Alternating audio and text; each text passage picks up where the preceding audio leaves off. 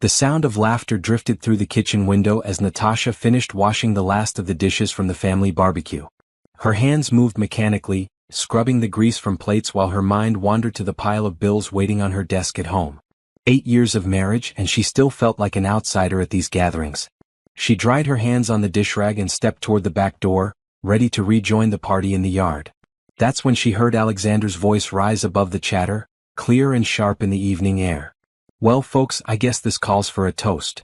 Her husband's voice carried that familiar tone he used when he was about to say something he thought was clever. Natasha paused, her hand on the door handle. "To what?" called out his brother Marcus from across the yard. "To freedom." Alexander laughed, raising his beer bottle high. "The divorce papers were signed yesterday. I'm finally free from 8 years of dead weight."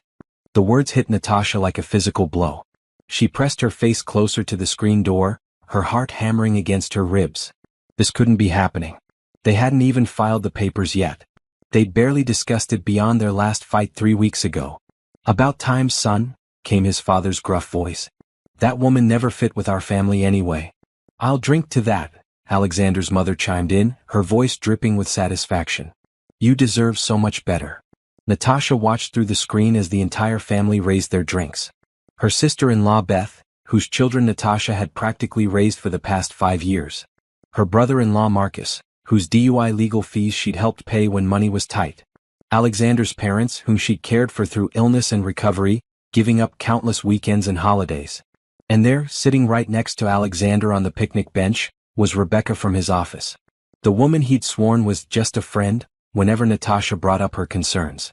Rebecca's manicured hand rested on Alexander's thigh as she smiled up at him with obvious adoration. "Here's to Rebecca," Alexander continued, his arms sliding around the blonde woman's shoulders. "For showing me what real love looks like." The family erupted in cheers and applause. Someone started a chant of "Rebecca, Rebecca," as if she were some kind of conquering hero. Natasha's legs gave out, and she sank onto the kitchen stool behind her.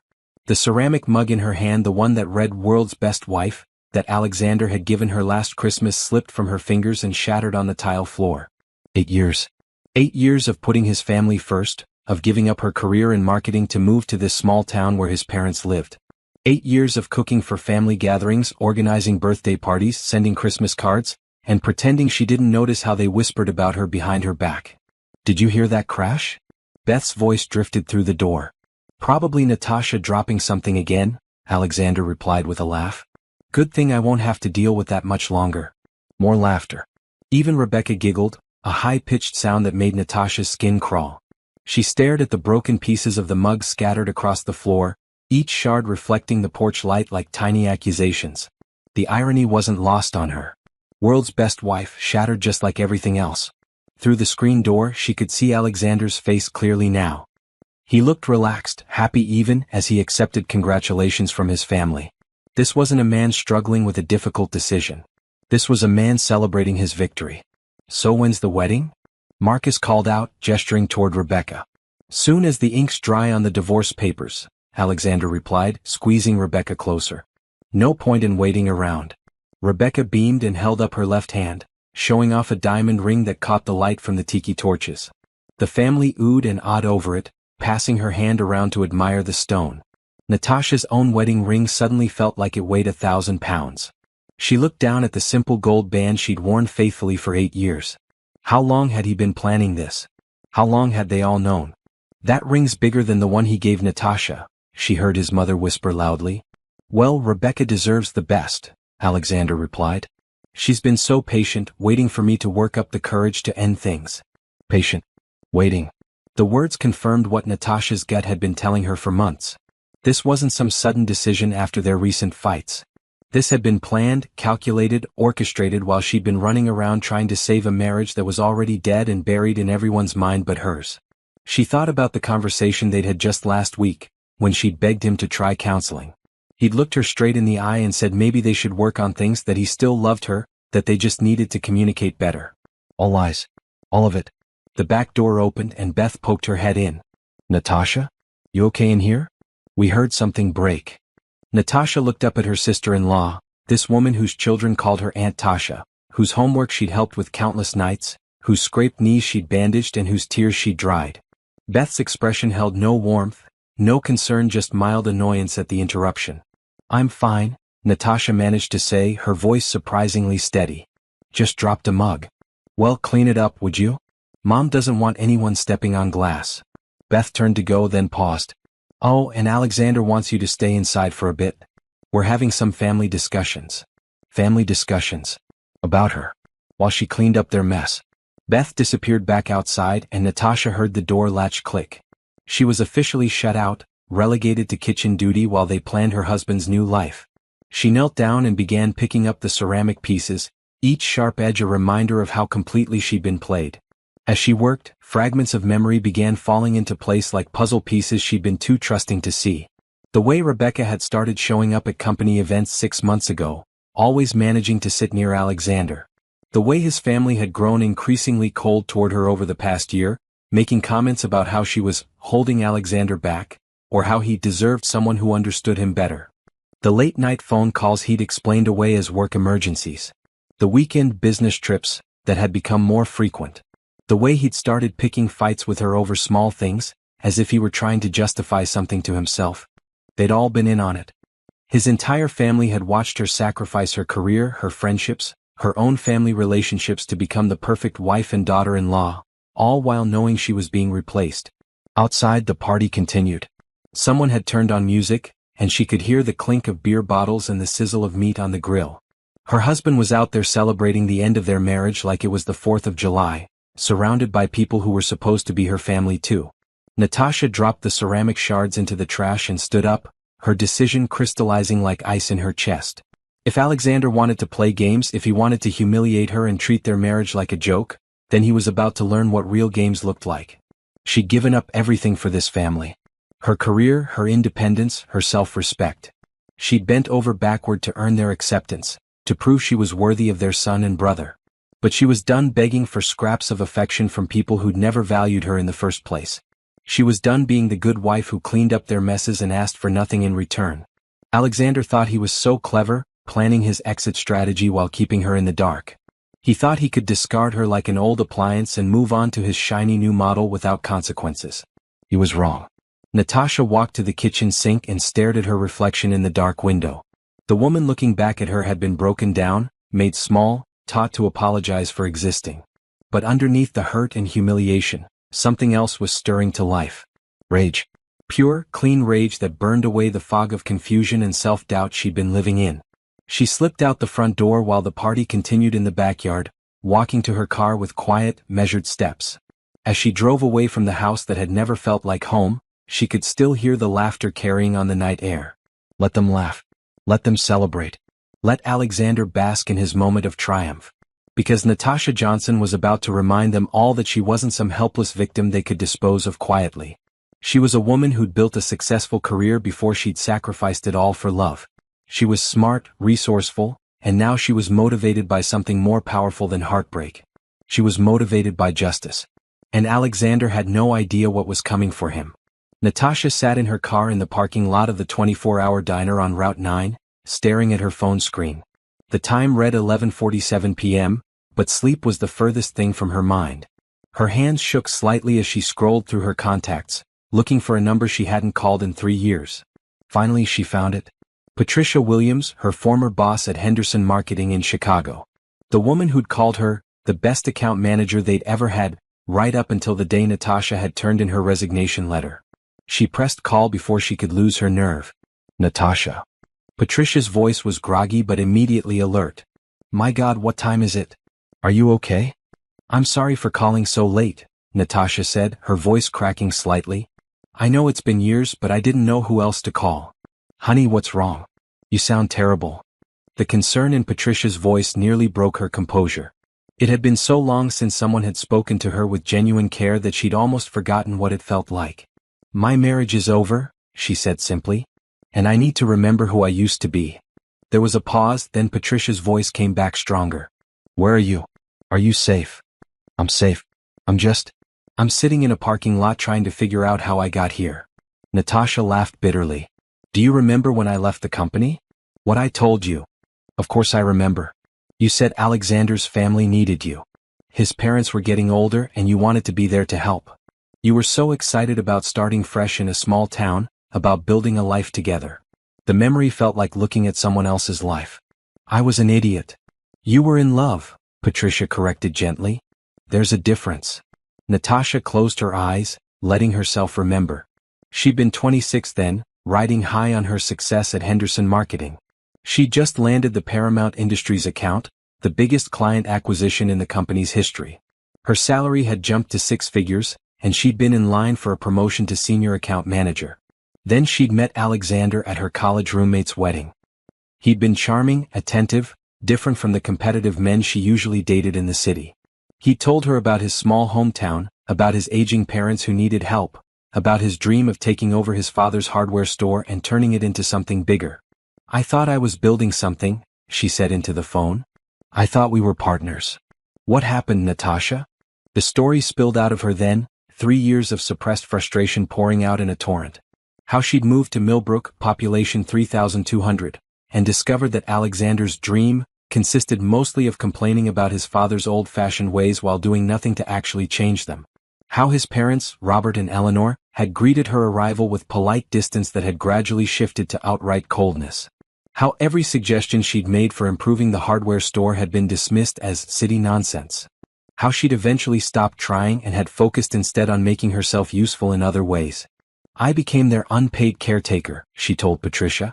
When Robert had his heart attack 2 years ago, I was the one who organized his care schedule, drove him to appointments, made sure he took his medications.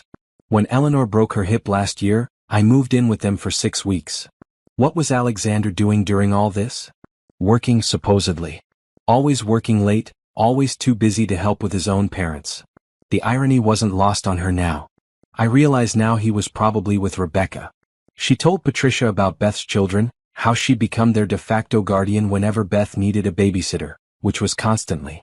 About the family gatherings where she'd do all the cooking and cleaning while the rest of them sat around complaining about everything from the weather to the government. I kept thinking if I just tried harder, if I just proved how much I cared about the family, they'd accept me, she said. I gave up everything. My career, my friends, my apartment in Chicago. I even gave up my relationship with my own parents because Alexander said they were too demanding of my time. Oh, honey. The worst part is I was good at what I did. Remember the Morrison campaign? The way we turned their brand around in 6 months. You were brilliant, Patricia said firmly. You had instincts that couldn't be taught. Clients trusted you because you delivered results. Natasha had loved that job. The thrill of solving complex marketing puzzles, the satisfaction of watching a campaign come together, the rush of landing a new client. She'd been building something real, something that was hers. I had options then, she said. I had my own money, my own place, my own life. I threw it all away for a man who was planning to dump me while I was washing his family's dishes. It's not too late, you know, Patricia said quietly. It's never too late to start over. I'm 34 years old with a 3-year gap in my resume and no references except my lying husband. You're 34 years old with a decade of experience, a proven track record, and a friend who happens to run her own agency now. There was a smile in Patricia's voice. I left Henderson 2 years ago. Started my own firm. I could use someone with your skills. Natasha felt something stir in her chest, something she hadn't felt in years. Oh, are you serious? Dead serious. The market's changed since you left, but smart is smart. Talent is talent. And you, Natasha Johnson, have both in spades. They talked for another hour, Patricia filling her in on industry changes, new technologies, shifts in client expectations. With each detail, Natasha felt more of herself coming back online, like a computer rebooting after a long shutdown. There's something else, she said finally. Alexander thinks he's been clever about our finances. He's been hiding money, moving assets around. He probably thinks I'm too stupid to notice. Are you? Not even close. For the first time in hours, Natasha smiled. He forgets I managed million-dollar advertising budgets. I know how to track money. Good girl. After they hung up, Natasha sat in the quiet car and let herself really think about the past 3 years. Not through the lens of a heartbroken wife, but through the eyes of the sharp businesswoman she used to be.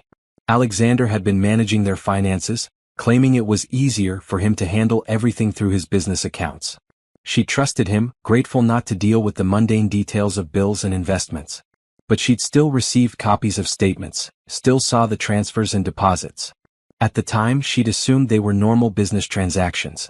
Now she realized they'd been anything but normal. Money had been moving out of their joint accounts and into accounts she didn't have access to. Their savings account, which should have grown over the years, had remained mysteriously flat despite both of them working. And the credit card bills she'd occasionally seen had charges she didn't recognize: expensive dinners at restaurants they'd never been to together, jewelry purchases she'd never received, weekend trips she hadn't taken. He'd been funding his relationship with Rebecca with their money. With her money. The rage that had sustained her through the drive from the house flared up again, but this time it was cold and calculating. This wasn't just about a cheating husband anymore. This was about theft, fraud, financial abuse. And unlike heartbreak, those things could be prosecuted. Natasha started her car and drove toward home, her mind already working through the steps she'd need to take. First, she'd need copies of everything: bank statements, credit card bills, business records. Then she'd need a lawyer, someone who specialized in complex divorce cases. But most importantly, she needed to be smart about this. Alexander thought he was dealing with the same passive, accommodating woman who'd spent the last 3 years trying to earn his family's approval. He expected her to cry, to beg, to make this easy for him. He was about to discover just how wrong he was. As she pulled into their driveway, she could see the light on in Alexander's home office. Probably up late planning his new life with Rebecca, or maybe talking to her on the phone while his soon-to-be ex-wife had been out crying into her coffee. She'd let him think he was winning for now. Let him get comfortable, careless. Let him believe she was broken and defeated. Because the woman who'd walked out of that barbecue wasn't the same woman who was walking back in. That woman had been Natasha the wife, Natasha the caretaker, Natasha the sacrificer. This woman was Natasha the strategist. And she was about to remind everyone exactly what she was capable of when she set her mind to something. The old Natasha had given up everything for Alexander's family. The new Natasha was going to take it all back with interest. 3 days after the barbecue, Natasha woke up before dawn and lay perfectly still in bed, listening to Alexander's breathing beside her. He slept deeply, without guilt or worry, the sleep of a man who believed he held all the cards.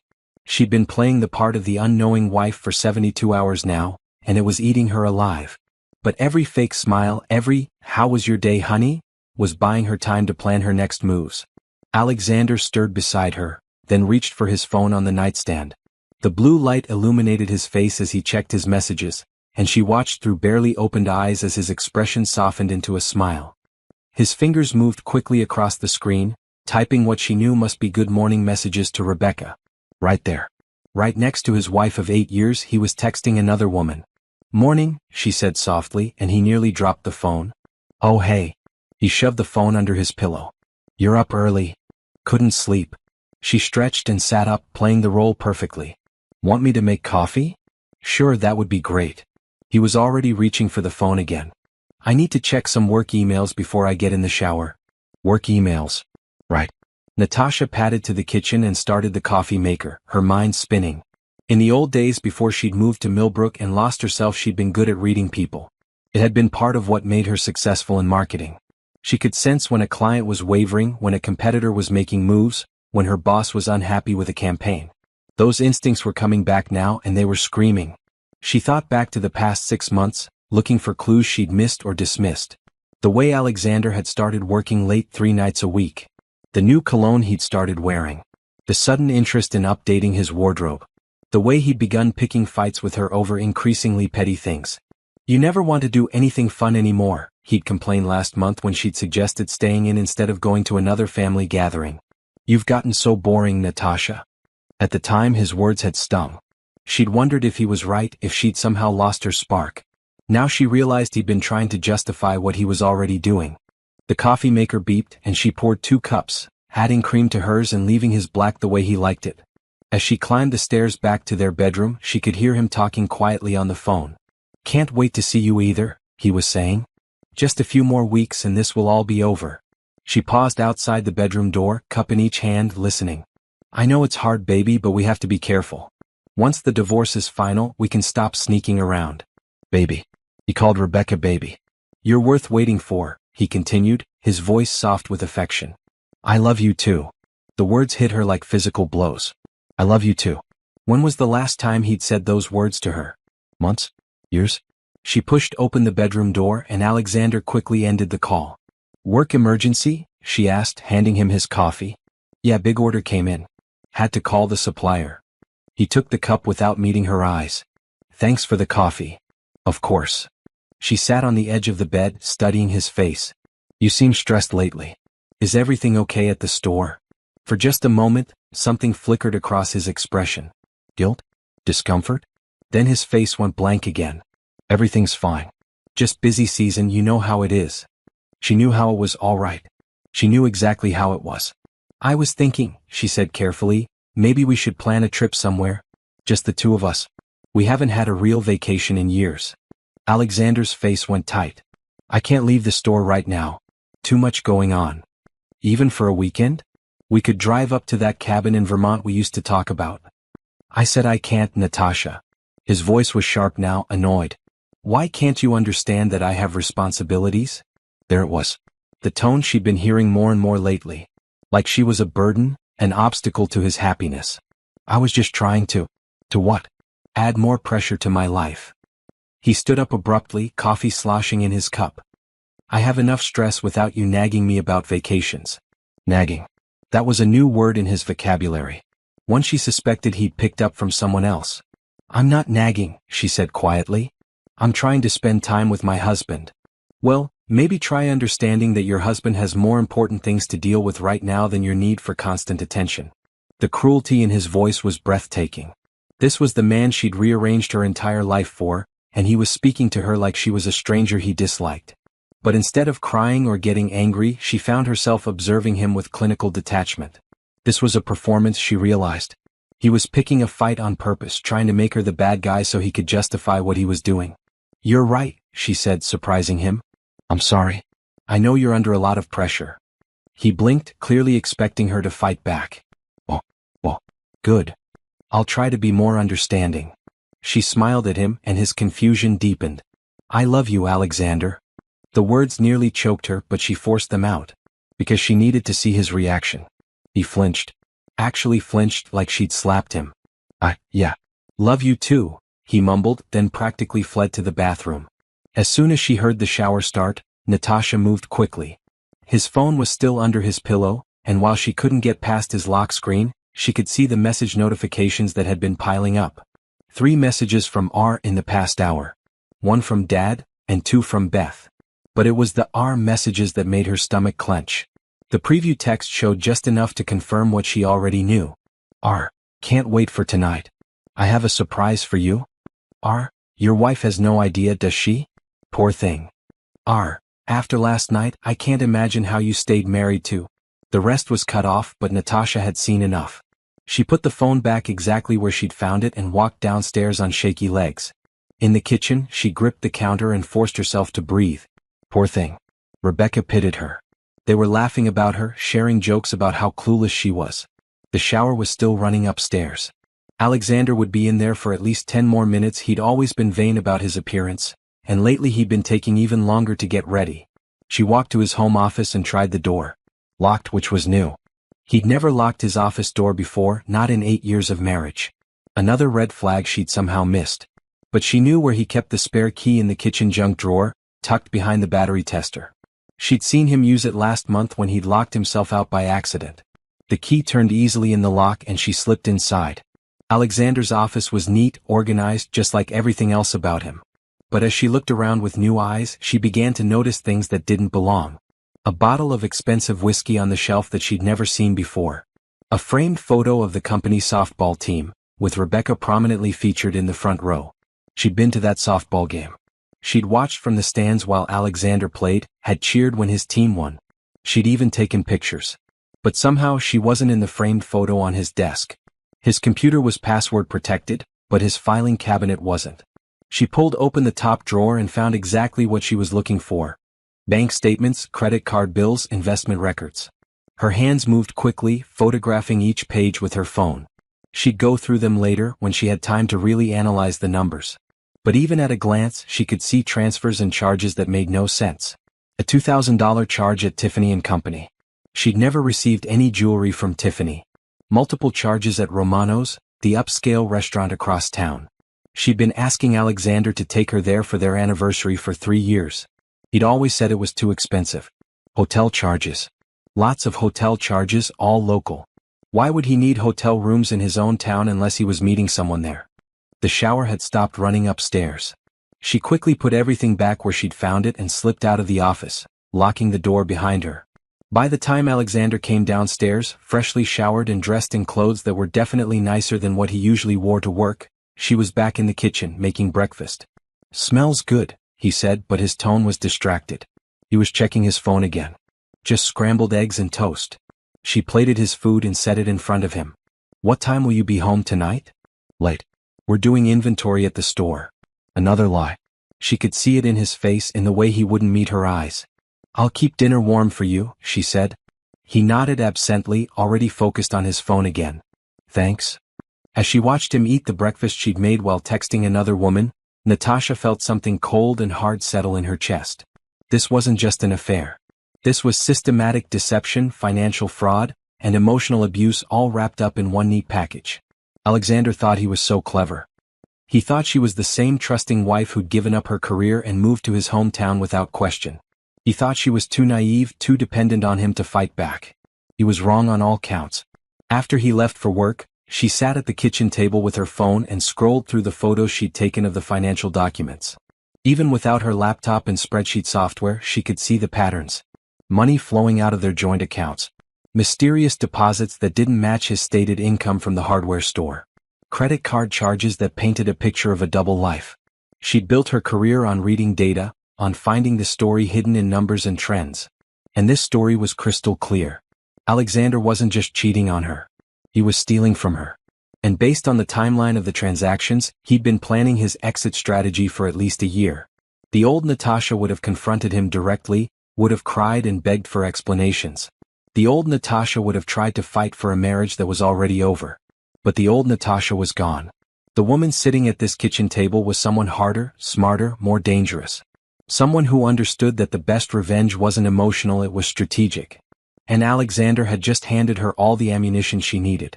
2 weeks of playing the perfect wife had nearly driven Natasha to madness, but it had also given her something invaluable: information. She documented Alexander's lies, photographed financial records, and built a timeline of his deception that painted a picture so clear it could have been a PowerPoint presentation. Now, sitting in the parking lot of Millbrook Community Bank with a manila folder full of evidence, she was about to take the next step. "Mrs. Johnson?" The loan officer, a middle-aged woman named Carol Peterson, looked confused as she flipped through the account statements Natasha had placed on her desk. "I'm not sure I understand what you're asking." "I'm asking about the joint accounts my husband and I opened when I moved here 3 years ago," Natasha said calmly. "Specifically, I'd like to know about the transfers that have been made without my knowledge or consent." Carol's expression grew uncomfortable. "Well, both account holders have equal access to joint accounts. If Mr. Johnson made transfers, he was legally entitled to do so. Even if he forged my signature on the transfer authorizations?" That got Carol's attention. "I'm sorry?" Natasha opened her folder and pulled out photocopies of several transfer forms. "These are my signatures," she said, pointing to her name on their original account opening documents. "And these are my signatures on the transfer authorizations from the past year." Carol leaned forward, studying the papers. Even to the untrained eye, the difference was obvious. The forged signatures were close, but not perfect. Too much pressure on the N in Natasha, not enough curve on the J in Johnson. "Oh my," Carol whispered. "I'd like to know where the money went," Natasha continued. "Specifically, I'd like account numbers, transfer dates, and amounts. All of it." "Mrs. Johnson, this could be a criminal matter. I think you need to speak with the police." "I will. But first, I need documentation of exactly what was stolen and when. Can you help me or not?" Carol hesitated, then reached for her computer. "Let me pull up your account history." What Natasha learned in the next hour made her sick to her stomach. Over the course of 18 months, Alexander had systematically drained their savings account, transferring money in small amounts that wouldn't trigger automatic alerts. $500 here, $800 there, never more than $1,000 at a time. But it added up. In total, he'd stolen nearly $40,000 from their joint accounts. "The receiving account," Carol said quietly, "it's listed under Johnson Family Trust. Is that familiar?" "No," Natasha said grimly. "There is no Johnson Family Trust. Not one that I know about, anyway." More forgery. Alexander had created a fake trust, probably with himself and Rebecca as beneficiaries, and had been using it to hide marital assets. Mrs. Johnson, I have to ask, are you in a safe situation? Because if your husband has been forging your signature and moving money without your consent, that's not just theft. It's financial abuse. The words hung in the air between them. Financial abuse.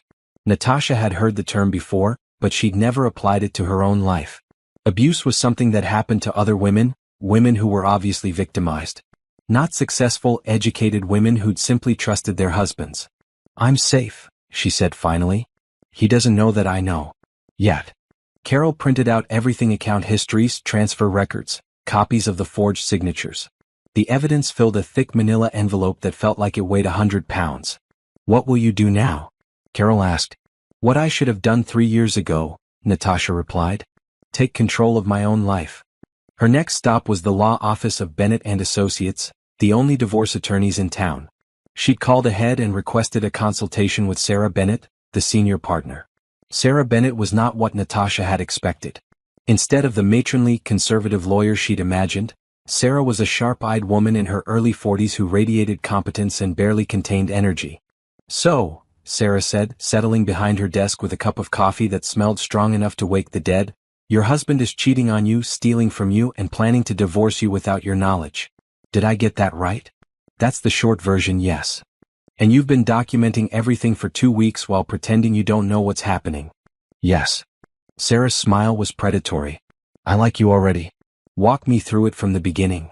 Natasha laid out the whole story, from the barbecue disaster to her discoveries about the forged signatures and hidden accounts. Sarah took notes, occasionally asking pointed questions that showed she was already thinking 3 steps ahead. The Johnson Family Trust, Sarah said, tapping her pen against her notepad. I can trace that for you, find out exactly who the beneficiaries are and where the money went.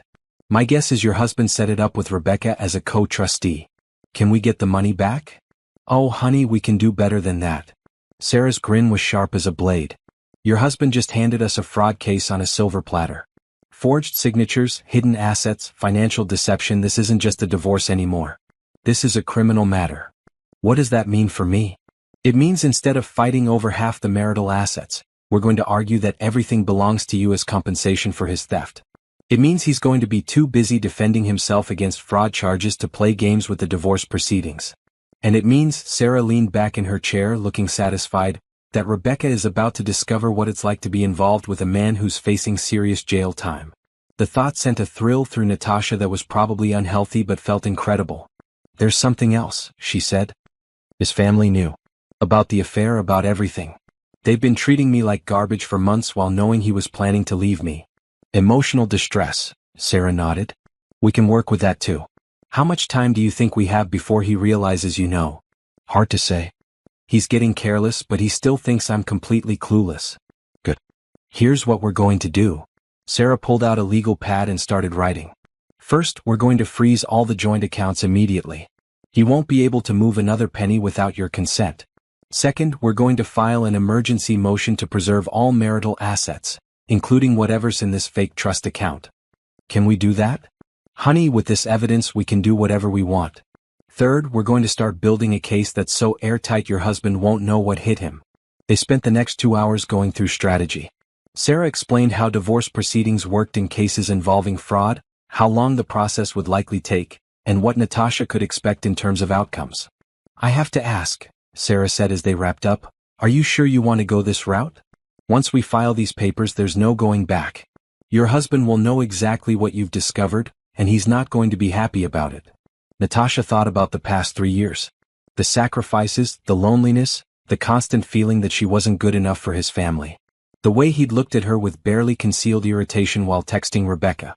The sound of his family laughing as he toasted their divorce. I'm sure, she said.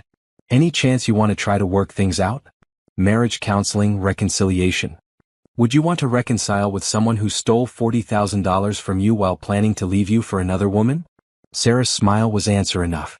That evening, Natasha sat at her kitchen table with her laptop, creating spreadsheets that detailed every financial transaction, every lie, every piece of evidence she'd gathered. It felt good to be using her analytical skills again, to be building something concrete and purposeful. Alexander came home late as usual, smelling like perfume that wasn't hers. How was inventory? She asked pleasantly. Long, boring. You know how it is. He grabbed a beer from the refrigerator and headed toward his office. I've got some paperwork to catch up on. More lies. But that was fine. Let him think he was still in control. Alexander? She called out just as he reached the hallway. Yeah. I love you. He froze, and for a moment she saw something that might have been panic cross his face. Then he forced a smile. Love you too, babe. Babe. Rebecca was baby, she was babe. Even his pet names were recycled. As soon as his office door closed, she went back to her laptop.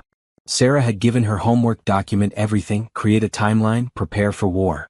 And Natasha was very good at homework. Her phone buzzed with a text from Patricia in Chicago. How are you holding up? Need anything? She typed back, getting stronger every day. Starting to remember who I am. Good. That bastard has no idea what's coming for him, does he? Natasha looked toward Alexander's office, where she could hear him talking quietly on the phone, probably to Rebecca. Not a clue, she replied. And that was exactly how she wanted it. Tomorrow, Sarah would file the papers that would freeze their accounts and preserve their assets. Tomorrow, Alexander would discover that his wife wasn't the passive victim he'd thought she was. Tomorrow the real game would begin. But tonight, she was content to let him think he was winning while she planned his destruction. The call came at 9:47 a.m. on a Tuesday. Natasha was in the grocery store comparing prices on coffee brands when her phone rang. Sarah Bennett's name flashed on the screen. It's done, Sarah said without preamble. The accounts are frozen, the asset preservation order is filed, and your husband should be getting served with papers within the hour.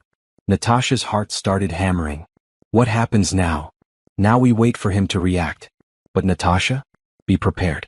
Men like Alexander don't handle being outmaneuvered very well. I'll be careful. I mean it. When he realizes what you've done, when he figures out that you've been 10 steps ahead of him this whole time, he's going to be furious. Make sure you're somewhere safe when it hits. Natasha abandoned her shopping cart and drove home, her hands shaking slightly on the steering wheel.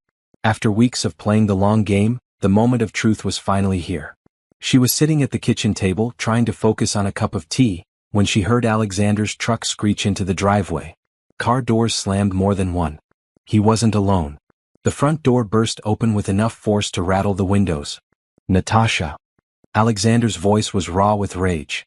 Natasha, get out here right now. She took a deep breath, stood up, and walked calmly to the living room. Alexander was there, still in his work clothes, his face red with fury. Behind him stood his father Robert, his mother Eleanor, and his sister Beth, all wearing expressions of barely contained anger. The whole family. How touching. What's wrong? She asked, keeping her voice level and innocent. Alexander held up a thick stack of legal papers, shaking them in her face. What's wrong? What's wrong? You froze our bank accounts. You filed for divorce without even talking to me. Oh, she said mildly. You got the papers. Oh. His voice cracked with incredulity. Oh, that's all you have to say. Eleanor stepped forward, her lips pressed into a thin line of disapproval. How dare you embarrass this family like this? Going behind Alexander's back, causing a scene. Causing a scene? Natasha turned to her mother-in-law with genuine curiosity. Is that what we're calling it when someone discovers their husband has been stealing from them? Stealing? Robert's voice was gruff with dismissal. That's ridiculous. Alexander would never. Steal $40,000 from our joint accounts by forging my signature? Natasha reached into her purse and pulled out copies of the bank documents. Because I have the evidence right here. She laid the papers on the coffee table like she was dealing cards. The forged signatures were unmistakable when placed side by side with legitimate ones. The room went very quiet. That's not. Alexander started, then stopped. His face had gone pale. Would you like to explain where that money went, honey? Natasha asked sweetly. Because I have a pretty good idea. Beth found her voice first. Even if that's true, you had no right to air our family's business with lawyers and judges. You should have come to us first. Come to you? Natasha laughed, a sound with no humor in it. Come to the people who knew about Rebecca all along? The people who toasted our divorce at a barbecue while I was washing your dishes? The silence that followed was deafening. Eleanor's face flushed red. You were listening? I was cleaning up your mess like always. But yes, I heard every word. Every toast, every congratulation, every joke about how Alexander was finally getting rid of his dead weight. Alexander's shoulders sagged. For the first time since he'd stormed in, he looked defeated rather than angry. Natasha, I can explain. Can you? Can you explain why you've been having an affair for over a year while I took care of your parents? Can you explain why you stole money from our joint accounts to pay for dates with your girlfriend? Can you explain why your entire family knew about it and said nothing? It wasn't supposed to happen like this, he said weakly. I was going to tell you. When? After the wedding? After you'd moved all our assets into accounts I couldn't access? After you'd had your celebration barbecue? Robert stepped forward, his face hard. Now you listen here, young lady. I don't know what kind of game you think you're playing, but… Game? Natasha's voice rose for the first time. You think this is a game? I gave up my career for your son. I moved away from my family and friends to take care of you when you were sick. I raised Beth's children when she was too busy partying. I cooked your meals and cleaned your house and swallowed my pride every time you made it clear I wasn't good enough for your precious boy. She was standing now, 3 years of suppressed anger finally finding its voice. I did everything I could to earn your acceptance, to prove I was worthy of being part of this family. And all along you knew. You knew he was cheating on me and you cheered him on. We never meant for you to get hurt, Beth said, but her voice lacked conviction. Didn't you? Natasha looked around the room at their guilty faces. Because it sure seemed like you were enjoying yourselves at that barbecue. It sure seemed like you were happy to see me humiliated. Eleanor lifted her chin defiantly. Maybe we were. Maybe we were tired of watching our son settle for someone who clearly wasn't right for him. The words hit like a slap, but Natasha didn't flinch. She'd been expecting this. Someone who wasn't right for him, she repeated slowly. You mean someone who expected him to be faithful? Someone who expected honesty in marriage? Someone who expected him to give up his whole life for her career? Eleanor shot back. Someone who never really fit in here no matter how hard she tried. You're right, Natasha said, and her calm agreement seemed to surprise them. I never fit in here. I never understood how a family could watch someone sacrifice everything for them and then laugh when she got betrayed. I never understood how people could smile to someone's face while stabbing them in the back. She looked directly at Alexander. But mostly, I never understood how the man I loved could be so weak, so cowardly, that he'd let his family convince him to throw away 8 years of marriage instead of just being honest about what he wanted. Alexander's face crumpled. Natasha, please. It doesn't have to be like this. We can work something out, we can… Work something out? She picked up the divorce papers from the coffee table. You mean like the something you worked out with Rebecca? The something where you steal my money to pay for your affair while planning to divorce me without my knowledge? I never meant to hurt you. But you did. You hurt me in ways I didn't even know were possible. And worse than that, you made me complicit in my own humiliation by keeping me in the dark while everyone else knew the truth. She looked around the room one more time, taking in the faces of people she'd considered family for 3 years. I want all of you to know something, she said quietly. I'm not the same woman who moved to this town and tried so hard to please you. That woman is gone. The woman standing here now knows exactly what she's worth, and she's not going to settle for scraps of affection from people who never valued her anyway. Robert stepped forward, his face threatening. You think you can just waltz in here and destroy our family? You think we're going to let you get away with this? Let me? Natasha smiled, and it wasn't a nice smile. You don't have a choice in the matter. Your son committed fraud. He forged my signature and stole marital assets. That's not a family matter, that's a criminal matter. You wouldn't, Beth breathed. I already have. The district attorney's office received copies of all the evidence this morning. Alexander's face went white. You called the police?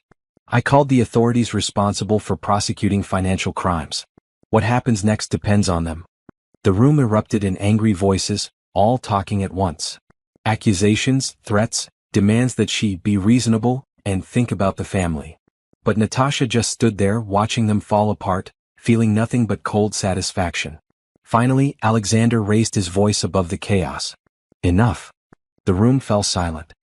He looked at Natasha with something that might have been respect mixed with his fear. You planned this, he said. All of it. The questions about our accounts, the way you've been acting so normal these past few weeks. You've been planning this the whole time. Yes. How long have you known? About Rebecca? Since the barbecue. About the money? About 2 weeks.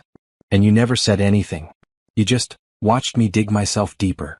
I learned from the best, she said coolly. You taught me that lying and manipulation are perfectly acceptable when you want something badly enough. Eleanor made a sound of disgust. This is exactly why you never belonged in this family. Good people don't plot revenge like this. Good people don't steal from their spouses, Natasha replied. Good people don't have affairs while their wife is caring for their elderly parents. Good people don't toast their divorce at family gatherings while their wife is washing their dishes. She picked up her purse and headed for the door. Where are you going? Alexander called after her. To my lawyer's office. We have a lot to discuss. Natasha, wait. His voice was desperate now. Can't we at least try to work this out? Talk about this like adults? She turned back to him, and for a moment she saw a flash of the man she'd fallen in love with 8 years ago. The man who'd promised to love and cherish her, who'd vowed to be her partner in everything. Then she remembered the sound of his laughter at the barbecue, the way he'd called their marriage dead weight, the months of lies and deception and theft. We are talking like adults, Alexander. For the first time in our marriage, we're being completely honest with each other. But I love you, he said, and the worst part was that he might actually believe it. No, she said quietly. You love the idea of me. You love having someone to take care of your family and clean your house and make you feel like a good person. But you don't love me. If you loved me, you never could have done what you did. She opened the front door and stepped onto the porch, breathing in the fresh air like she'd been underwater. This isn't over, Robert called after her. We'll fight this. We won't let you destroy our son. Natasha turned back one last time, looking at the 4 people who'd made her life hell while she'd bent over backward trying to earn their approval. Your son destroyed himself, she said. I'm just making sure he faces the consequences. As she drove away, she could see them through the living room window, probably already plotting their next move. But for the first time in years, she wasn't afraid of their disapproval or their anger. Because she finally understood something that had taken her 3 years to learn. Their opinion of her had never mattered. Their acceptance had never been worth the price she'd paid for it. And now, finally, it was time to collect what was actually owed to her. The morning after the confrontation, Natasha woke up in a hotel room for the first time in 8 years. She checked into the Hampton Inn on Route 9, not because she was afraid of Alexander, but because she needed space to think without his presence poisoning the air around her. Her phone had been buzzing all night with calls and texts from his family, but she turned it off after the first few messages made it clear they were alternating between threats and attempts at manipulation. She ordered room service coffee and spread her laptop and documents across the small table by the window. Outside, Millbrook was waking up people heading to work, kids waiting for school buses, the rhythm of a small town that had never quite felt like home. Sarah Bennett had texted her at 6 a.m., "Meet me at 9. We have work to do." By 8:30, Natasha was dressed and ready, wearing the navy blue suit she'd bought for job interviews 3 years ago but had never worn. It still fit perfectly, and looking at herself in the hotel mirror, she realized she looked like the woman she used to be. Professional. Confident. In control. Sarah's office was buzzing with activity when she arrived. 2 paralegals were organizing documents while Sarah paced behind her desk, already dressed like she was going to war. "How are you holding up?" Sarah asked. "Better than I expected." Natasha settled into the chair across from Sarah's desk. "What's our next move?" "Several things. First, I've been in touch with the DA's office about the fraud charges. They're very interested in your case apparently. Spousal financial fraud is becoming more common, and they want to make an example." A thrill of satisfaction ran through Natasha. "What does that mean?" "It means Alexander could be looking at serious jail time if they decide to prosecute. 2 to 5 years, possibly more if we can prove this was part of a larger pattern of deception." "And Rebecca?" If she knew the money was stolen and given their relationship, she almost certainly did she could be charged as an accessory. Sarah's smile was sharp. "Turns out your husband's girlfriend works at the same bank where he opened that fake trust account. She helped him set it up." Natasha's jaw dropped. "She works at the bank?" "Millbrook Savings and Loan. She's a loan officer there. Which means she definitely knew he was moving money illegally, and she actively participated in the fraud." The pieces were falling into place now. Rebecca hadn't just been Alexander's affair partner, she'd been his accomplice. The woman he'd chosen to replace his wife was a criminal. "There's more," Sarah continued. "I had my investigator do some digging into Rebecca's background. Turns out this isn't her first rodeo. She was fired from her previous job at a bank in Springfield for irregularities in loan processing. No charges were filed, but the pattern is clear." Natasha felt like she was watching a movie about someone else's life. "He left me for a career criminal. He left you for someone who was willing to help him steal from you," Sarah corrected. Which tells you everything you need to know about his character. They spent the next hour going through strategy. The divorce proceedings would be complicated by the criminal investigation, but Sarah was confident they could use that to their advantage. Here's what's going to happen, Sarah explained. Alexander's going to want to settle quickly and quietly to avoid jail time.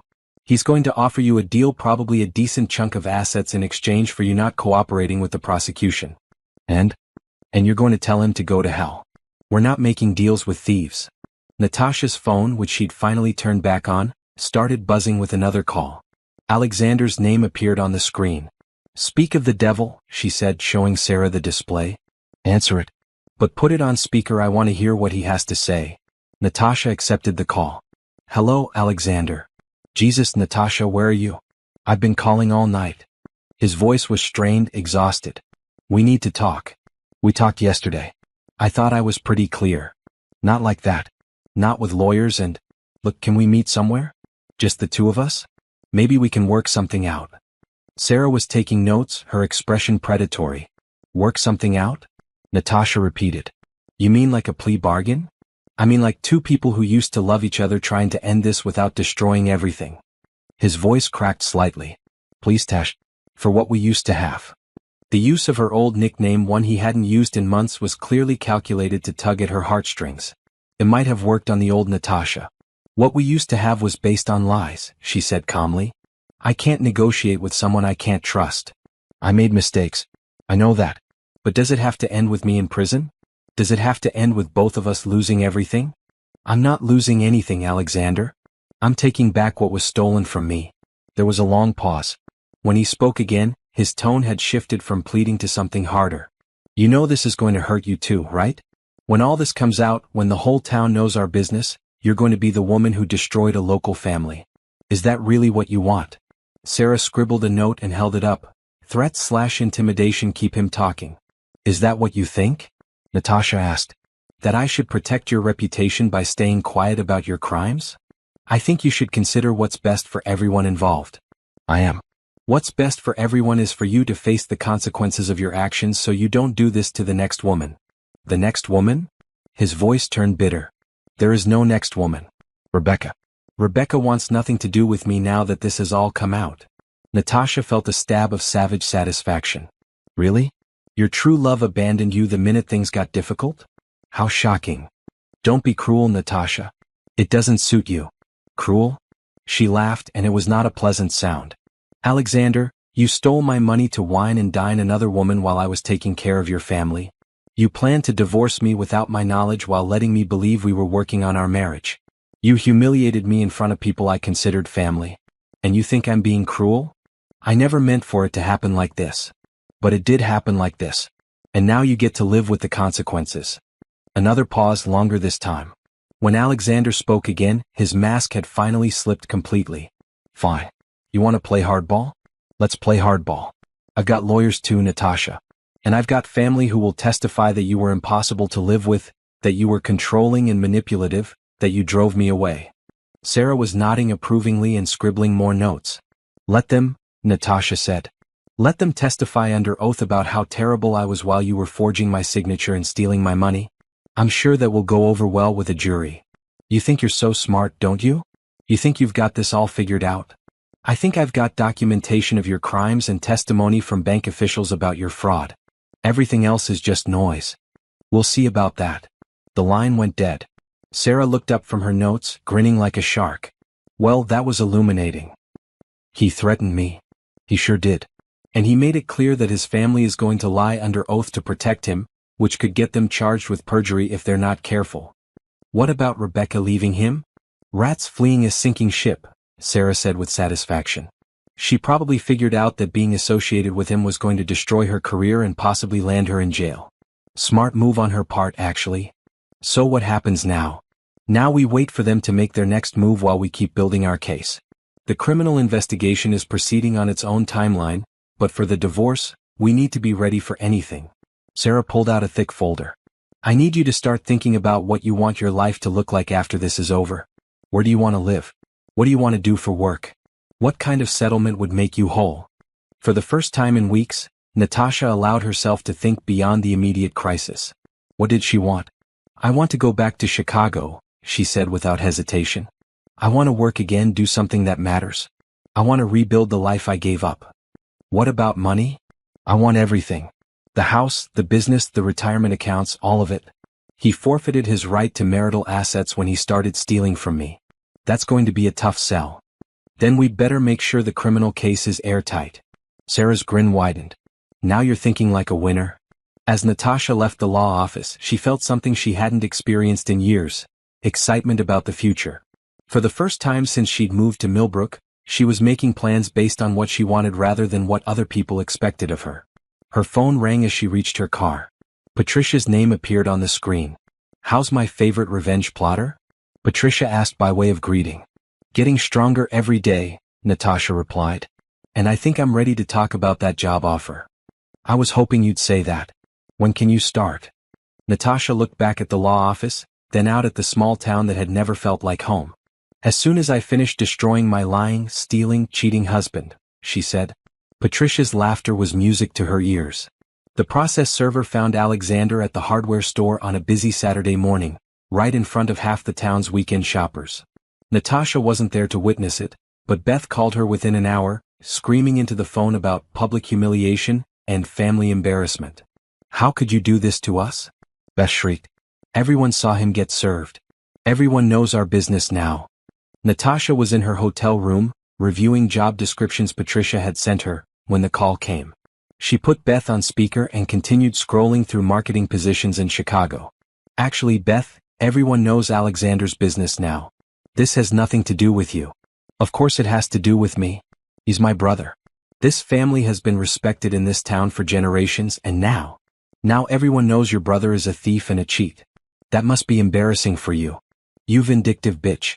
Natasha hung up and blocked Beth's number. She'd blocked Eleanor and Robert the day before, after they'd left increasingly hostile voicemails threatening to make her pay for what she was doing to their son. Her phone rang again immediately. This time it was Sarah. "I take it you heard about this morning's excitement," Sarah said cheerfully. Beth called to share her feelings about it. "I'll bet she did. Well, here's something that might cheer you up. The DA's office just called. They're formally charging Alexander with forgery, fraud, and theft. Rebecca's being charged as an accessory." Natasha set down her laptop and focused entirely on the call. "When?" "Monday. They'll be arrested at work, which should be interesting given that Rebecca works at a bank." The irony was beautiful. Rebecca would be arrested for financial crimes at her place of employment in the financial services industry. Her career was over. What about the divorce proceedings? That's the other bit of good news. Alexander's lawyer called this morning wanting to negotiate a settlement. Apparently, his client is very motivated to resolve this quickly. What are they offering? 60% of marital assets and spousal support for 2 years. Natasha laughed out loud. "That's generous of him, considering he stole from me." "That's what I told his lawyer. I countered with 90% of assets, no spousal support, he can support himself, and full restitution for the stolen money." "What did they say?" "They're considering it. Which means they'll be back with a better offer by Monday." After the call ended, Natasha walked to the hotel window and looked out at Millbrook's Main Street. People were going about their Saturday errands, probably gossiping about the drama at the hardware store. In a town this small, news traveled fast. Part of her felt bad about the public spectacle. The old Natasha would have been mortified by the attention, would have wanted to handle everything quietly to avoid embarrassing Alexander's family. But the old Natasha had been played for a fool. The new Natasha understood that sometimes justice required public accountability. Her phone buzzed with a text from an unknown number. "We need to talk." Rebecca. Somehow she'd gotten Natasha's number. Against her better judgment, Natasha called the number back. "Thank you for calling me back." Rebecca's voice was shaky, nothing like the confident woman Natasha had seen at the barbecue. "I know you probably hate me, but I need you to know the truth." "The truth?" Natasha kept her voice flat. "Which version of the truth would that be?" "I never knew he was stealing from you. I swear to God, I had no idea the money was coming from your accounts." "But you knew he was married." A long pause. "Yes." "And you knew he was lying to me about where he was and what he was doing." "Yes, but..." "And you worked at the bank where he set up the fake trust account." "That's why I'm calling." Rebecca's voice cracked. "I didn't know it was fake when I helped him set it up. He told me it was a legitimate trust for his family's estate planning. I never looked into the funding sources, I just processed the paperwork. Are you seriously calling me to claim you're another victim here? I'm calling because I'm scared, okay? Rebecca was crying now. I'm going to lose my job, maybe go to prison, and for what? For a man who dumped me the second this all came out. There it was. Alexander had abandoned Rebecca just like he tried to abandon Natasha. The difference was that Rebecca had been his willing accomplice. I can't help you, Natasha said. Even if I wanted to. You could tell the prosecutor that I was manipulated, that I didn't know what was really happening. But you did know. You knew he was married, you knew he was lying to his wife, and you chose to be part of it. The fact that you didn't ask questions about where the money was coming from doesn't make you innocent, it makes you willfully blind. Please, Rebecca whispered. I made mistakes, but I don't deserve to have my whole life destroyed. Neither did I, Natasha replied. But that didn't stop you from helping Alexander try to destroy it anyway. She hung up and immediately blocked Rebecca's number. An hour later, her phone rang again. This time it was Alexander himself.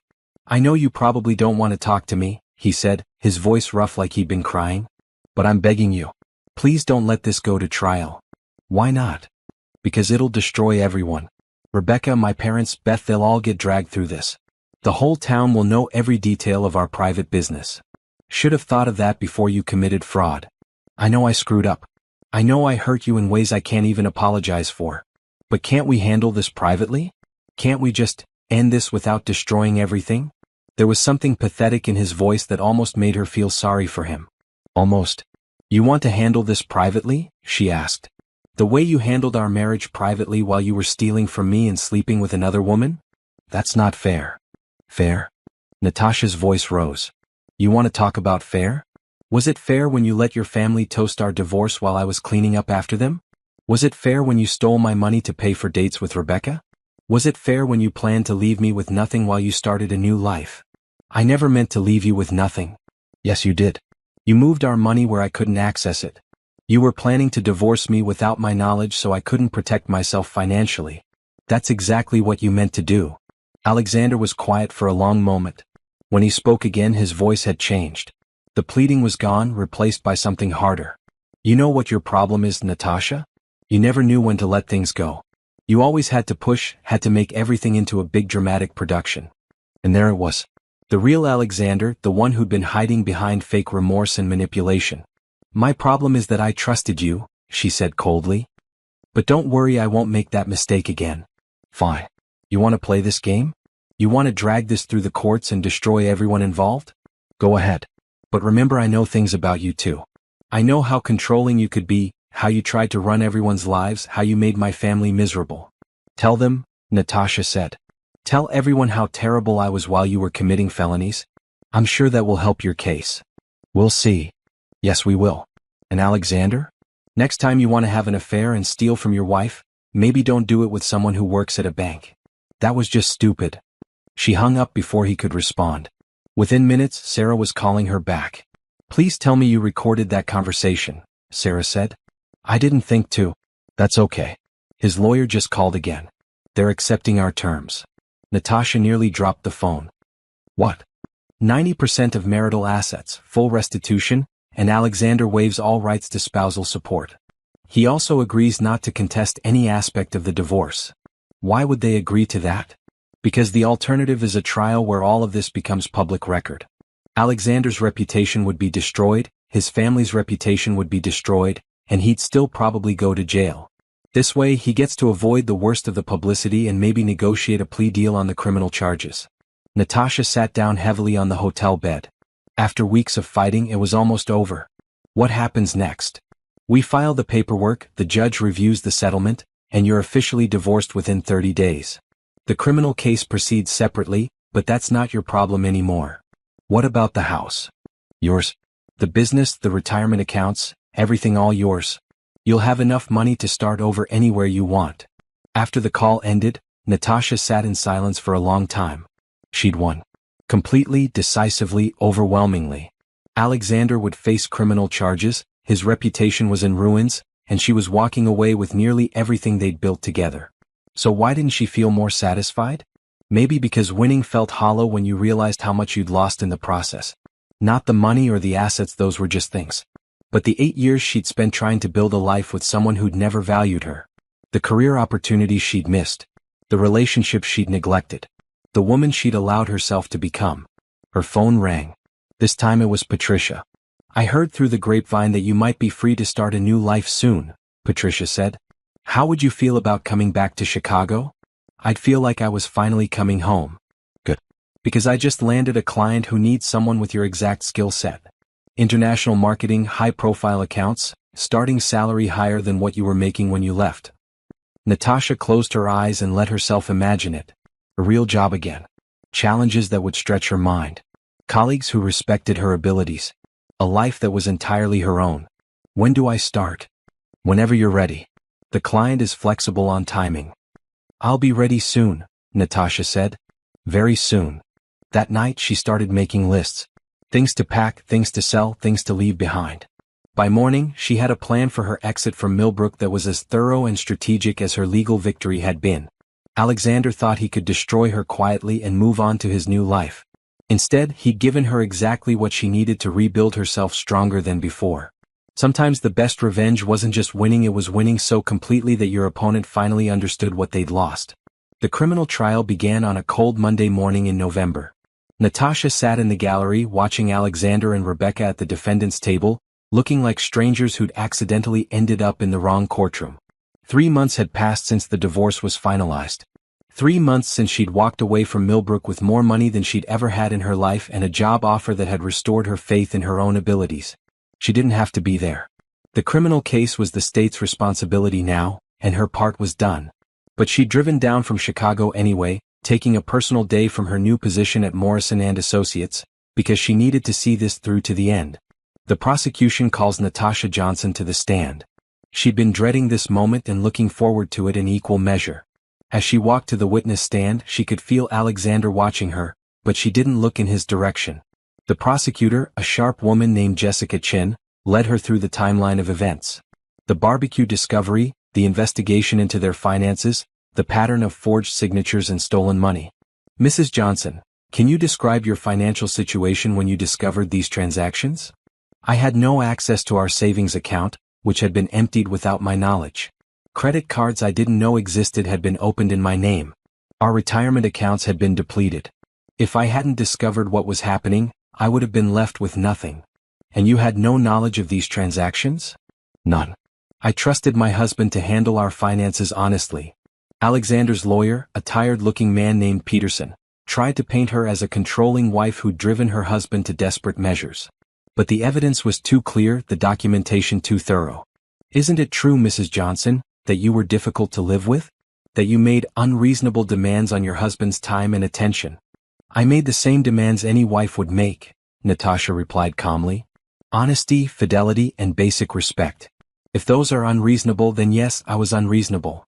But you acknowledge that your marriage had problems. Every marriage has problems. Most people solve them through communication or counseling, not theft and adultery." The defense had no answer for the forged signatures, no explanation for the fake trust account, no justification for the systematic draining of joint assets. By the end of the week, it was clear that the trial was just a formality. During a recess on Thursday, Natasha found herself alone in the courthouse hallway with Eleanor and Robert. Alexander's parents looked like they'd aged 10 years in the past few months. "I hope you're satisfied," Eleanor said bitterly. "You've destroyed our son's life." "Your son destroyed his own life," Natasha replied. "I just refused to let him destroy mine in the process. He made mistakes, but this." Robert gestured toward the courtroom. "This is vindictive. This is cruel. What would you have preferred? That I stay quiet while he stole from me? That I pretend the affair never happened? That I let him divorce me in secret so he could start fresh with Rebecca?" "You could have handled it privately," Eleanor insisted. "Like a decent person." Natasha stared at this woman she'd cared for through illness, whose house she'd cleaned, whose meals she'd cooked, whose approval she'd desperately sought. "A decent person doesn't steal from their spouse," she said quietly. "A decent person doesn't commit fraud. A decent person doesn't humiliate their wife at family gatherings while planning to abandon her." "Alexander is a good man who made poor choices," Robert said. "Alexander is a criminal who got caught. There's a difference." Eleanor's face twisted with rage. "You self-righteous little..." Mom, stop. They all turned to see Alexander standing at the end of the hallway. He looked exhausted, defeated, like a man who'd finally run out of excuses. Just stop, he said again, walking toward them. She's right. About all of it. Eleanor looked stunned. Alexander, you don't mean that. I do mean it. He looked directly at Natasha for the first time in months. I stole from you. I lied to you. I humiliated you. And when you fought back, I tried to make you the villain for refusing to be a victim. The admission hung in the air between them. You were the best thing that ever happened to me, he continued, his voice barely above a whisper. And I threw it away for someone who dumped me the second things got difficult. Natasha felt nothing. No satisfaction, no vindication, no leftover love. Just emptiness where her feelings for him used to be. Why are you telling me this now? She asked. Because you deserve to hear it. Because I should have said it months ago. He looked at his parents. Because they need to hear it too. Robert made a sound of disgust. This is what she's done to you. She's made you weak. No, Dad. She made me honest. For the first time in our marriage, I'm being completely honest. Eleanor started to say something, but Alexander cut her off. You want to know what really happened? I'll tell you what really happened. I met someone who made me feel important, who told me I deserved better than my boring wife and my small-town life. I convinced myself that Natasha was holding me back, that I'd be happier without her. He looked at Natasha again. But the truth is, you were never holding me back. You were holding me up. You were making me better than I actually am. And I was too stupid and selfish to realize it. Alexander, Eleanor said weakly. Rebecca used me, he continued. She helped me steal from my wife because she wanted the money. She told me she loved me because she wanted a comfortable life. And the second I got arrested, she vanished. The hallway was completely silent except for the distant sounds of the courthouse footsteps, muffled conversations, the ring of telephones. I'm going to prison, Alexander said matter-of-factly. Probably for 3 years, maybe more. My business is gone, my reputation is destroyed, and I've lost the only woman who ever really loved me. Natasha felt a stab of something that might have been pity, but it passed quickly. I'm sorry that happened to you, she said. But you made those choices, Alexander. Every single one of them. I know. He nodded slowly. I just wanted you to know that I know. I wanted you to know that you were right about everything. A bailiff appeared at the end of the hallway. Court's reconvening in 5 minutes. As they walked back toward the courtroom, Eleanor grabbed Natasha's arm. Please, she whispered. Isn't there something you can do? Some way to help him? Natasha gently removed Eleanor's hand from her arm. I did everything I could to help him, she said. For 8 years I did everything I could. Now it's time for him to help himself. The jury deliberated for less than 2 hours. Guilty on all counts. Alexander was sentenced to 4 years in prison. Rebecca got 2 years and lost her banking license permanently. As the courtroom cleared out, Natasha gathered her things slowly. It was over. Really truly over. She was walking toward the exit when someone called her name. She turned to see a young woman approaching mid-20s, nervous, clearly wanting to talk. Mrs. Johnson? I'm sorry to bother you, but I'm Amanda Walsh from the Tribune. I've been covering this case and I was wondering if you'd be willing to do an interview. About what? About financial abuse in marriage. About how women can protect themselves. About fighting back when someone tries to steal your life. Natasha considered it. The old Natasha would have said no, would have wanted to put this whole experience behind her and never speak of it again. But the new Natasha understood something important. Her story could help other women. Her victory could show them that they didn't have to be victims. Yes, she said. I think I'd like that very much. 6 months later, the article would be picked up by national publications.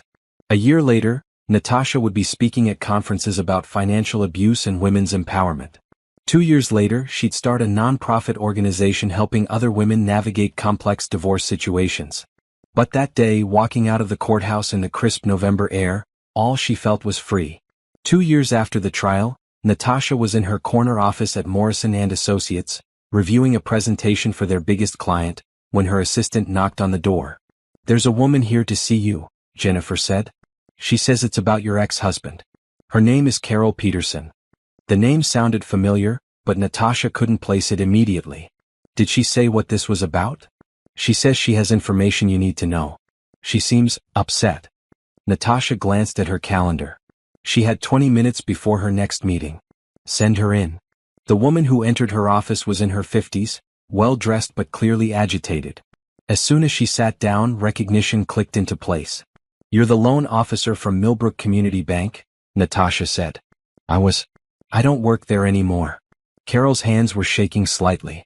"Mrs. Johnson, I need to tell you something. Something I should have told you 2 years ago."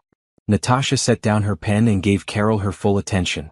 "When you came to me that day asking about the transfers from your accounts, I helped you because what your husband did was wrong.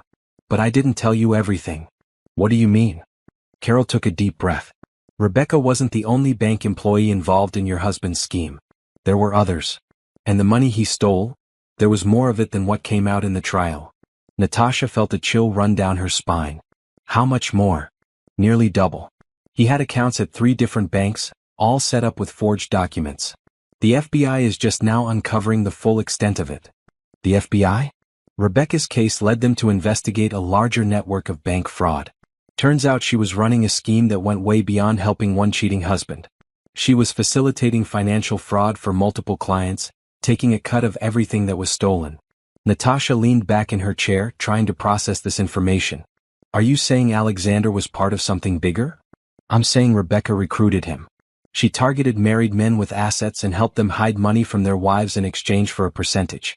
Your husband wasn't her first victim, he was one of at least 12 men she was working with." The room seemed to spin slightly. 12? 12 that they've found so far. The FBI thinks there might be more. Carol leaned forward. "Mrs. Johnson, your husband didn't just have an affair that led to financial fraud. He was deliberately targeted by a professional criminal who saw him as an easy mark. But he still chose to do it," Natasha said, though her voice sounded distant to her own ears. "Of course he did. I'm not trying to excuse his actions. But I thought you should know that Rebecca wasn't some lovesick woman who got caught up in an affair. She was a predator who saw your marriage and your assets as an opportunity." Carol reached into her purse and pulled out a thick envelope. "The FBI asked me to give you this. It's a full accounting of what was stolen from you, including money you never knew about." Natasha opened the envelope with trembling hands. Bank statements, account records, transfer documents, all showing systematic theft that went far beyond what had been discovered during her divorce. "There's more," Carol said quietly. "Rebecca kept detailed records of all her clients. The FBI found files on all the men she was working with, including psychological profiles. She studied them, figured out their weaknesses, and exploited them." "What kind of profiles?" "Men who felt unappreciated in their marriages. Men who had access to significant assets. Men who were emotionally vulnerable to flattery and attention from an attractive woman." Carol paused. "She had a 40-page file on your husband." Natasha stared at the documents in her hands. Part of her felt vindicated Alexander had been manipulated by a professional criminal. But another part of her felt something she didn't expect. A strange kind of relief. "The reason I'm telling you this," Carol continued, "is because the FBI is reopening the case. Rebecca's going to be charged with dozens of additional counts of fraud. And they're going to need your testimony again." "What about Alexander?" "He's already in prison, so his situation doesn't change much. But there might be additional restitution available to you. A lot more money than what you recovered in the divorce." After Carol left, Natasha sat alone in her office, staring at the documents spread across her desk. Her phone buzzed with messages, her calendar showed back-to-back meetings, but she couldn't focus on any of it. She thought about the past 2 years, the nonprofit she'd started, the speaking engagements, the interviews where she'd told her story of fighting back against financial abuse. She'd become something of a poster child for women who refused to be victims. But now she was learning that she'd been victimized by someone much more sophisticated than she'd realized. Rebecca hadn't been just a bank employee who'd helped her boyfriend commit fraud, she'd been a career criminal who'd targeted dozens of families. Her phone rang. The display showed a number she didn't recognize. Natasha Johnson.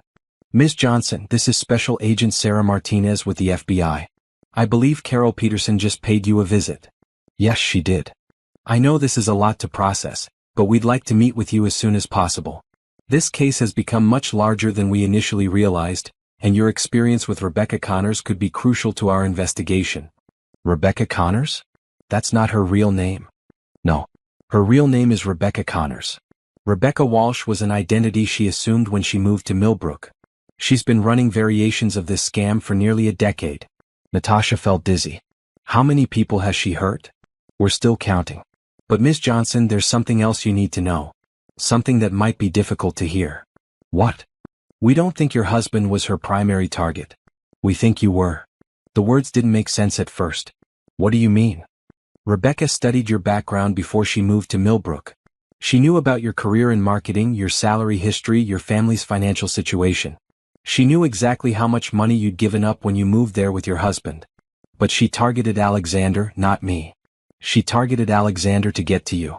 The easiest way to access your assets was through your marriage. She seduced your husband, convinced him to move money around, and planned to disappear with everything once the divorce was final. Natasha sank into her chair. She was planning to take everything? Everything. Your husband thought he was going to start a new life with her, but she was planning to vanish with all the money and leave him holding the bag for the fraud charges. The full scope of Rebecca's plan was staggering. She'd targeted Natasha specifically, studied her vulnerabilities, and manipulated Alexander into destroying his own marriage while stealing his wife's assets. The only reason the plan failed, Agent Martinez continued, was because you fought back faster and smarter than she expected. Most of her victims don't discover the theft until it's too late to recover anything. That evening, Natasha sat in her Chicago apartment, looking out at the city lights and trying to make sense of everything she'd learned. Her phone had been ringing all day, reporters who'd somehow gotten wind of the expanded investigation, lawyers involved in the new cases, advocates who wanted her perspective on the larger implications. But the call she was waiting for came just after 9 p.m. Natasha? It's Patricia. I heard about what happened today. Are you okay? I don't know, Natasha said honestly. I thought I understood what happened to me. I thought I had the whole story. Does this change anything for you? Natasha considered the question. Did it change anything to know that Alexander had been systematically manipulated by a professional criminal? Did it change anything to know that she'd been the real target all along? It doesn't change what he did, she said finally. He still chose to lie to me, steal from me, humiliate me. Whatever Rebecca's motivations were, he still made those choices. But it does explain some things. Like why he seemed so out of character during those last months. Like why his family turned against me so suddenly. She probably manipulated them too. Are you going to cooperate with the FBI? Yes. If my story can help other women, if it can put Rebecca away for good, then yes. What about Alexander? Natasha was quiet for a long moment. I don't know. I haven't talked to him since the trial. But maybe I need to hear his side of this. The real side, now that we know what actually happened. The next morning she called Sarah Bennett. I want to visit Alexander in prison, she said. Are you sure that's a good idea? I need to know if he has information that could help the FBI case. And I need to know if the man I married is still in there somewhere, or if Rebecca destroyed him completely. Sarah was quiet for a moment. Natasha, you don't owe him anything. Not even answers. I'm not doing it for him. I'm doing it for me. I need to close this chapter completely before I can move on. It would take 3 weeks to arrange the visit. 3 weeks during which the FBI investigation exploded across national news, with Rebecca being called one of the most sophisticated financial predators in recent history. 3 weeks during which Natasha had to decide what she would say to the man who'd been her husband, her betrayer, and now, apparently, a fellow victim of the same criminal. The truth, it turned out, was more complicated than anyone had imagined. The drive to Millbrook Correctional Facility took 2 hours, giving Natasha plenty of time to question her decision. She'd been asking herself the same questions for weeks. Why was she doing this? What did she hope to accomplish? What could Alexander possibly tell her that would matter now? The prison was exactly what she'd expected: gray concrete, razor wire, the kind of place that seemed designed to crush hope. As she went through security, she wondered if this was how Rebecca had felt when she'd visited her other marks, sizing up their desperation for someone she could exploit. Alexander looked older than his 36 years. Prison had carved lines around his eyes and added gray to his hair that hadn't been there 2 years ago. When he saw her through the glass partition, his expression cycled through surprise, hope, and finally resignation. I didn't think you'd ever want to see me again, he said, picking up the phone on his side of the glass. I didn't think I would either. Natasha settled into the uncomfortable plastic chair. But things have changed. I heard about the FBI investigation. About Rebecca's other activities. Did you know? About the other men, the other families she was targeting? Alexander shook his head. I had no idea. I thought. He laughed bitterly. I thought I was special. I thought she chose me because she loved me. Tell me how it started. For the next hour, Alexander laid out the whole story. How Rebecca had seemed to run into him everywhere: the coffee shop, the grocery store, the gas station. How she'd struck up conversations about his work, his family, his frustrations with small-town life. She made me feel important, he said. Like I was this successful businessman who deserved better than what I had. She'd listen to me complain about the hardware store, about my parents, about... He stopped. About me? Yeah. About you. He met her eyes through the glass. She'd ask leading questions, get me to talk about our problems. Then she'd tell me I deserved someone who understood me better. What problems, Alexander? Because I've been thinking about it for 2 years, and I still don't understand what I did wrong. You didn't do anything wrong. His voice was flat, tired. That's what I finally figured out in here. You were perfect. You gave up everything for me and my family, and I convinced myself that was somehow a burden instead of a gift. But why? What made you so willing to believe her? Alexander was quiet for a long time, staring at his hands. When he spoke again, his voice was barely audible. Because I felt like a failure. The hardware store was struggling, my parents were always criticizing me, and here you were, this smart, successful woman who'd given up her career to move to our crappy little town. I felt guilty about it every day. So you decided to punish me for it? I decided to find someone who would tell me it wasn't my fault. Rebecca made me feel like I was the victim, like you were the problem. He looked up at her. She was very good at it. The money, Alexander. Tell me about the money. She said we needed to secure our future together. She convinced me that you would try to take everything in a divorce, that I needed to protect myself financially. She walked me through setting up the accounts, showed me how to move money without triggering alerts. And you never questioned it? I was in love with her. Or I thought I was. She made me feel like we were partners, like we were building something together. His voice cracked. I was so stupid, Natasha. So incredibly stupid. What about your family? How did they get involved? Rebecca was smart about that too. She'd show up at family gatherings, be charming and sweet to everyone. Then she'd make little comments about how you seemed unhappy, how you probably missed your old life in the city. She planted seeds. Natasha thought about those last months, how Alexander's family had grown increasingly cold toward her. She'd blamed herself, wondered what she'd done wrong. She turned them against me. She made them feel like they were protecting me from you. Like you were the one causing problems in our marriage. Alexander's hands were shaking now. The night of that barbecue when I made that toast, that was her idea. She said I needed to be public about wanting out so you couldn't claim I'd misled you about my intentions. The memory of that night still stung, but now it made a terrible kind of sense. Rebecca had orchestrated the entire humiliation, probably planning to use Alexander's public rejection of his wife as evidence that the marriage was over when she disappeared with the money. When did you realize what she really was? The day I got arrested. She was supposed to meet me that night and she just vanished. Changed her phone number, cleared out her apartment, gone. I tried to find her for weeks before I finally accepted that she'd played me. Do you know how many other men she was doing this to? The FBI told me about some of them when they interviewed me last month. Guys just like me, married, with assets, feeling unappreciated. She had a type. They sat in silence for a moment, the weight of Rebecca's manipulation settling between them. Natasha, Alexander said finally, I need you to know something.